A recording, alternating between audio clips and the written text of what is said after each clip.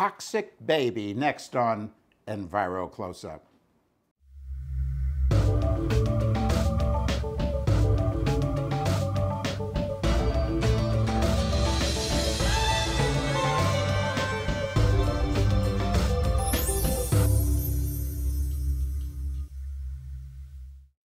Welcome to Enviro Close-Up. I am Carl Grossman with Penelope Jagasar Schaefer. She's the first black woman to be nominated for the British Academy Award, and that was for her first documentary, Me and My Dad. Now this London-born filmmaker, she's out with a new documentary, Toxic Baby, and it's about the thousands of chemicals that our children are exposed to. Welcome, Penelope. Thank you. Penelope, how did you decide to begin this big project, Toxic Baby? Well, when I found out that the amount of chemicals that our children are exposed to and what science was showing, this was now 8 years ago, in terms of contaminating a baby and the effects, the health effects that would be shown, I just thought, it just felt weird that I didn't really know that much about it. It's not something that's readily discussed in the press. And so I wanted to find out some more. So I started doing a bit of research, and what I found out really astounded me. And so the point of making Toxic Baby was really to take the science from the scientists and really expose it to a wider audience so that parents would have the ability to make informed decisions based on what the science was saying and not what they were marketed to. Now, you're the mother of two, so I mean, you've got a big personal stake in this issue. How did that figure into this? Well, I became aware of the seriousness of the issue when I took my son to a birthday party and I met a breast cancer survivor who had a young daughter, and she told me that she'd found out that the group of preservative chemicals that's the most widely used in baby care products had been found in breast cancer tumors and had the ability to mimic estrogen. And so she was going around this birthday party literally saying to all the moms there, you know, don't use these parabens. And I was just astounded, Carl, because as far as I was concerned, you know, I'd read every book that there had ever been published on pregnancy. I'd never heard anything about this. And truthfully, I thought perhaps it was some sort of internet hoax or something like that. And it didn't take very long for me to realize that this was a very well-researched study that had been published in a reputable journal.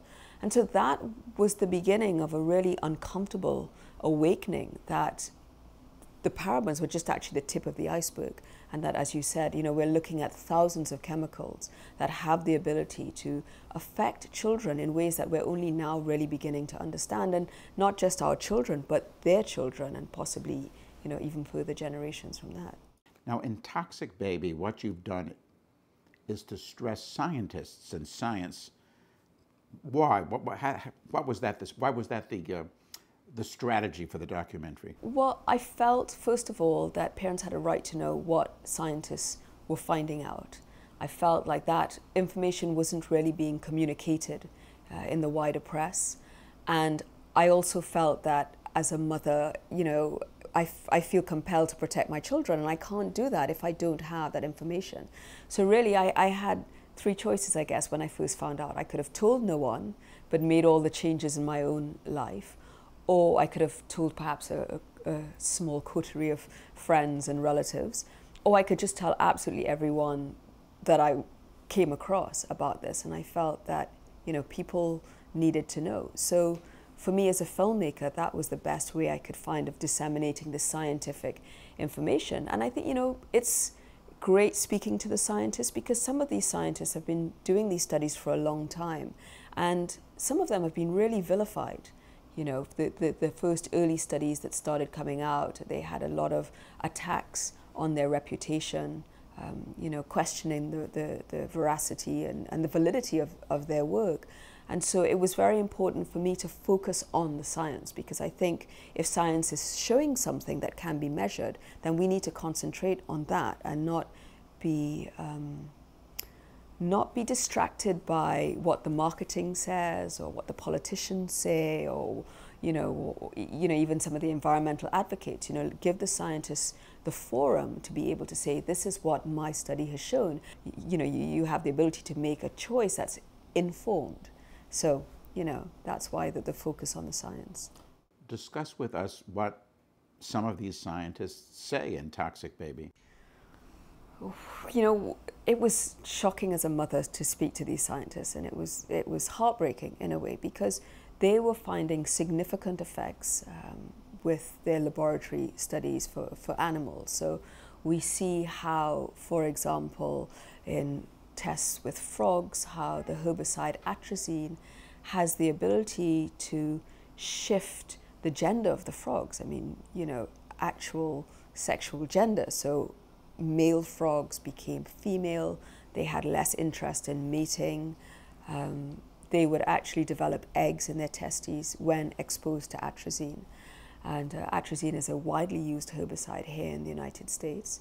I had a scientist showing how she found high levels of phthalates, which are plasticizers, after children had been exposed to certain baby care products, baby shampoo, baby powder. They would see a spike in the urine of the children, and they would go back and see, well, what was used and at what time was it used, and they surmised that it was coming from this route. So the scientists are talking about things that are not, they're not random abstract thought. They're things that they could clearly measure. They show how, again with phthalates, how if you expose a mother rat to phthalates, you see effects for male pups, their genitalia and the development of that genitalia. And then you see the parallel with young boys being born and some of the birth defects that are really on the rise, like hypospadias, which is that deformity of the penis where the urethra is not where it should be, it's somewhere else. Cryptorchidism, where the testicles are not present at birth, they've not descended yet. And those defects, those disorders, are risk factors for things like testicular germ cell cancer that happen later on in life. So for the scientists to be able to see these effects with laboratory animals and then see this very interesting, well, it's not interesting, perhaps that's not the best word, but to see this rise in a lot of the childhood, chronic childhood diseases that we see. Somebody started asking questions and they slowly started piecing these things together. And so when they're seeing these things in the lab and then you're seeing it in real life, it's sort of disheartening for them as well. Some of the scientists are older scientists, and they talk about how, they're seeing sort of like this third generation now for a drug like DES, a chemical like DES, that was used widely up until the early 1970s to prevent miscarriage. And the daughters that were exposed in the womb, whose mothers were given this drug, had extraordinarily high rates of very rare cancers, upper uterine cancers, vaginal cancers, early in life. These are things that are exceptionally rare, but the daughters were having them at a rate that people couldn't work out why. And for this particular scientist, he's now seeing the grandchildren of those mothers who were originally given the drug back in the 1950s and the 1960s and so forth, and they're now seeing effects on the granddaughters. So, I think for them, it's been such an interesting sort of time for their work to be coming through, because the volume of science that's coming out now really validates those early thoughts when they were seeing these results, and they were saying, these are going to show up somewhere else. There's a reason why we use these laboratory animals as models, and if we're seeing it here, we're probably going to start seeing it elsewhere. You interview and find independent scientists. Yeah. How did you find them? It's a good question. It's interesting for me because as a journalist, as a filmmaker, you want the people who are best able to discuss what's being talked about, but you need people who don't have or don't appear to have some sort of conflict or some sort of vested interest in certain results. And what I found was that it was a small club that's gradually getting wider and wider, but they were a core group of people who were really following the science, and it was a little bit like a secret society. So I had to get one scientist to agree, and only when that one scientist agreed, the scientists whose door I've been knocking on for ages, then they said, okay, well, we've spoken to her and we can vouch for her, and it was very much sort of like picking through the science and really trying to find the best examples of these studies, and also the scientists who were really able to sort of communicate that. I mean, scientists often work in groups, so it was finding the lead scientists from studies and asking other scientists, we want to talk about this, who would you recommend? And they were like, oh, so-and-so is an absolute expert on this. And, some of them are relatively well-known in their field, and others are more obscure. They're not in it for the glory. They're certainly not that well-known. So coaxing them out of the laboratory and onto film was an interesting process in itself. Now, in researching for Toxic Baby and listening to these scientists and learning about this, frankly, nightmarish situation, I mean, this is affecting our children in the most serious of ways. Do you think the government, on kind of any level, is protecting us? Here in the United States, I don't think that the government is across this in the way that people expect. And I think that because of the lack of legislation that has occurred in this issue, certainly the lack of regulation that exists with regards to chemicals and their manufacture, I think that, the government really is on the back foot with this issue.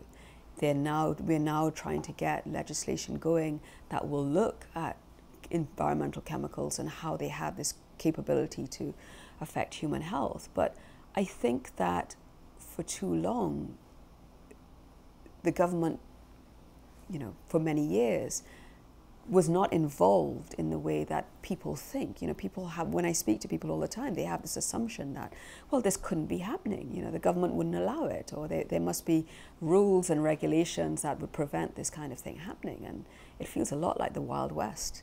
The manufacture of chemicals, the volume of chemicals. I mean, here in the United States, the statistic is the United States imports or manufactures millions of pounds of chemicals every day. Millions. That's an inordinate amount of volume. The volume of those chemicals that eventually will end up in our environments and end up in our bodies. In the film, I talk about internal environmentalism because of the fact that this is our environments. And, that sheer volume of chemical matter that has the ability to interact with our bodily systems, I think is astonishing. And I think when you look at some of these figures, the number is over 80,000 chemicals in widespread circulation here in the US. In Europe, it's a little bit more, over 100,000. People are just, I think, beyond blown away by just the sheer quantity of what we're talking about, and the idea that one of these chemicals could potentially have these effects.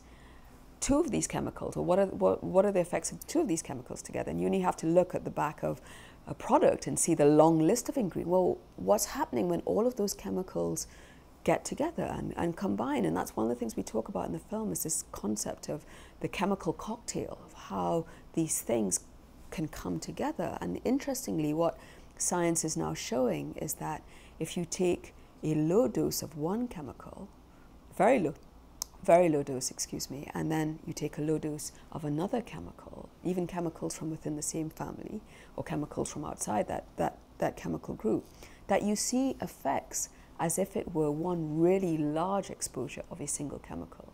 So for a long time we were told, well, you don't need to worry about these exposures because, there's such little amounts that we're talking about that traditionally people would expose rats to, a very high dose and they would see these effects.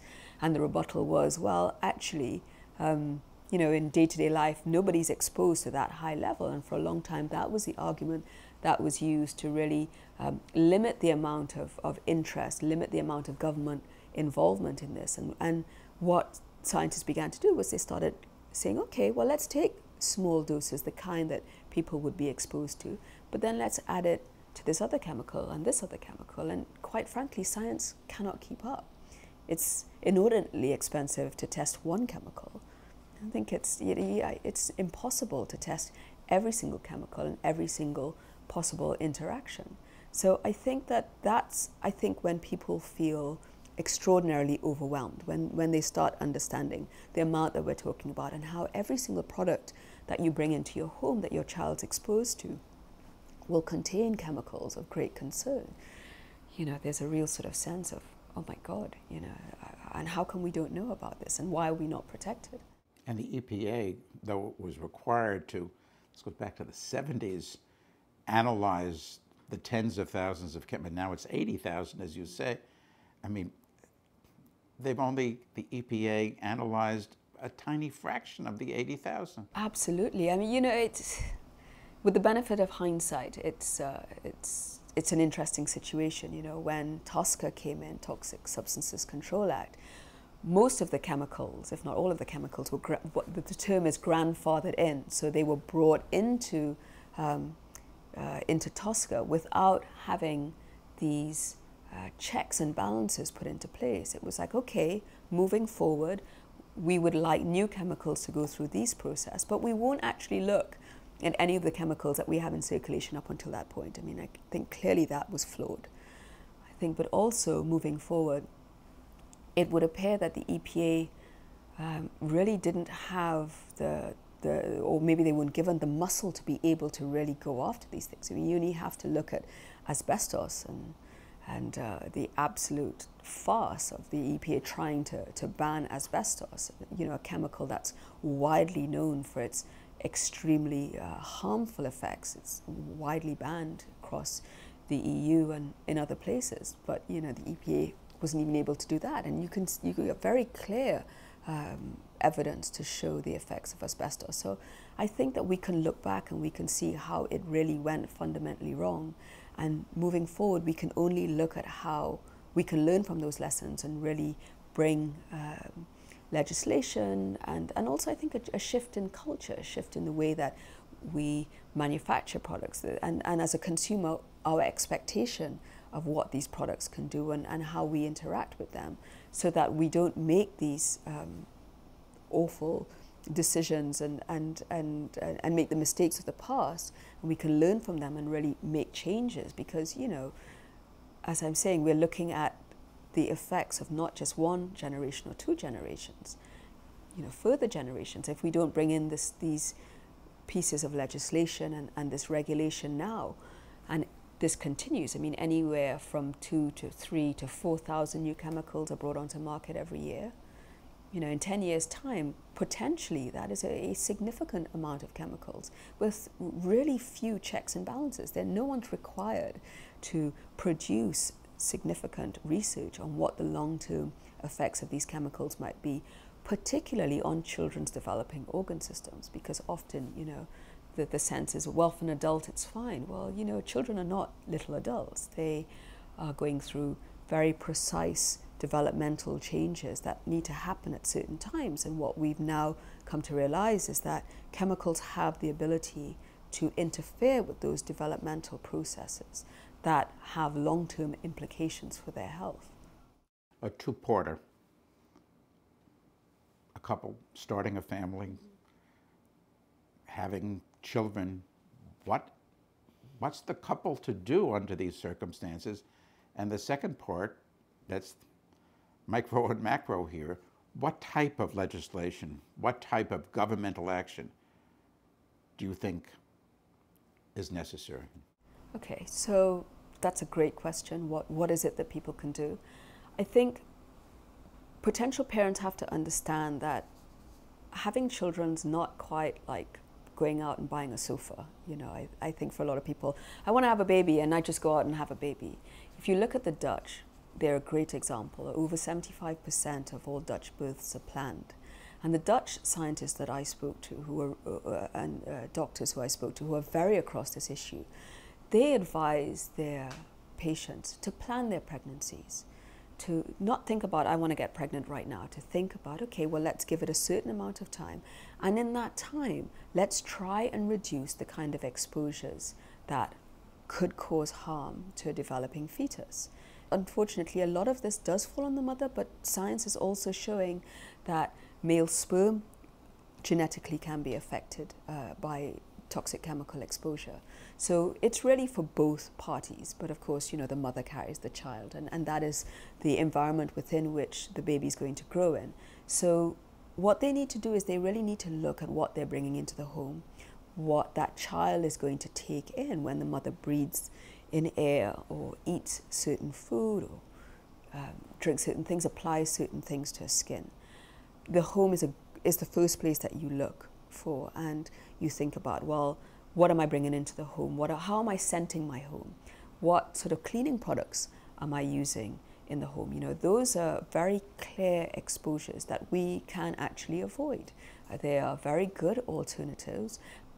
It makes me think very nostalgically about my grandmother and women of her age when I think about the things that we need to do in the home. All of these great products were invented to make us so modern, and I remember the ads when I was growing up with you wiped a surface and it gleamed and it had those sparkly stars and it was so amazing. And I remember my grandmother scrubbing the floor, and it wasn't considered very modern to be able to do that, and making their own cleaning products and that kind of thing. But I think, really we need to start thinking about moving away from, just consuming and bringing things in and not really knowing what they can possibly do.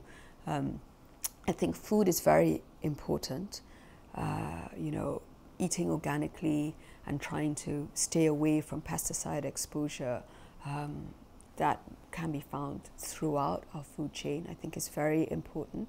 A lot of these pesticides have the ability to bioaccumulate, so they have the ability to go into the body and stay there, and then obviously be passed on to the developing child. Parents often get pregnant and then decide, oh, quick, we'll renovate a room and build a nursery, and that kind of thing really shouldn't be done when there's a pregnant woman in the house. So if you're planning your child, you have the ability to think ahead and to do some research and to try and minimize some of those exposures. I mean, there are children who have significant brain damage because they've been exposed to lead because their parents have renovated a room in an older home and exposed the fetus to lead dust. So really, it is about thinking ahead. So we're in a really unusual situation here in the United States where many of our trading partners, particularly within the EU, have stricter legislation than what we currently have. So we're in a position where American multinationals are shipping less toxic versions of their products abroad while still selling the original, more toxic product here at home. Now, clearly that's ridiculous. They've reformulated them, they've repackaged them, and the reason why they can do that is because there's not that legislation here. We have a piece of legislation called the Safe Chemicals Act that has been trying to be brought forward for the past couple of years, and I think it's something that would really look at the concerns with these chemicals. It would require new chemicals to be tested before being brought onto market, because we are in a situation now where this chemical is toxic, okay, well, let's replace it with another chemical 5 years later. Well, guess what? That chemical can be as toxic as the original one. So how we look at new chemicals, how do we assess the hazardous properties of the existing chemicals, and what do we do about them? So I think legislation really needs to look at that, and the Safe Chemicals Act is a great piece of legislation which, moving forward in 2013 and onwards, will need strong public support to get it passed. Do you smell change being in the air? I do smell change being in the air, and I think, in the journey that I've taken to make this film, which has been, many years now, it's 8 years now that I've been directly working on this issue. I think what has happened, there are several things that have happened. One is technology has allowed scientists to test in much more minute quantities. And also there's a lot more money that's now being pumped into this testing because of greater awareness and because of the science that was already there. So what we're seeing is more science coming through, and it feels almost like an avalanche of science at this point. Unfortunately, it comes with an avalanche of concerns because what the science is showing is very concerning.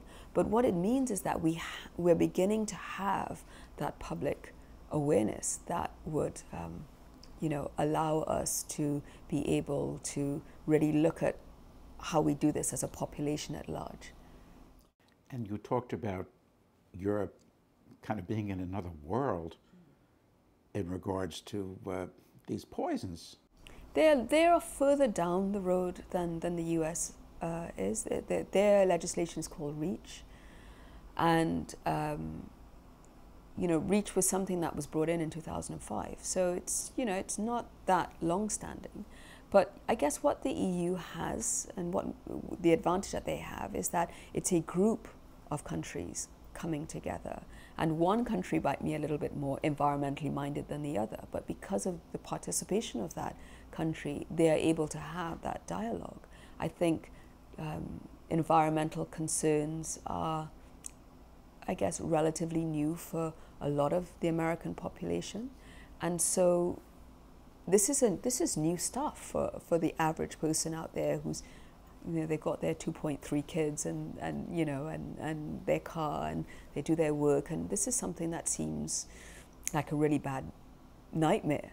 But I think that, because we have Europe doing what it's doing and moving ahead with that, because it's such a huge economic link to the United States, that their legislation sort of informs potentially how our legislation could work. So the Americans are actually in a great place where they can see a piece of legislation that is working and how it's been implemented, and they can do something that takes the best of that legislation and really build on that. And the status of Toxic Baby now in terms of a film project? Well, for a long time, I struggled with Toxic Baby because people really just didn't believe the science. They didn't believe it was credible. But when I read the scientific studies and I spoke to the scientists, it was clear that they were really onto something. And I think now, 8 years later, we're seeing this groundswell of interest. And when you have the New York Times reporting as often as it does, the Wall Street Journal, the USA Today, NBC, ABC, and all of these news outlets, almost on a weekly basis, talking about some new piece of research or some study, I think it brings us to a place where a film like Toxic Baby can find a home. So we're in the process of working out what's the best way for the film to support the Safe Chemicals Act, because I think that that's hugely important in 2013. But also the best way to get that information out to parents in particular in a digital world that doesn't necessarily have to rely on more traditional forms of distribution. We've been hearing from Penelope Jagasar-Schaefer about her film project, Toxic Baby. To learn more about Toxic Baby, just visit the website, toxicbaby.com. Thank you so much, Penelope, for your work. To learn more about the series of Enviro close-up shows that we do, just visit our website at envirovideo.com. I'm Carl Grossman, and thank you for watching.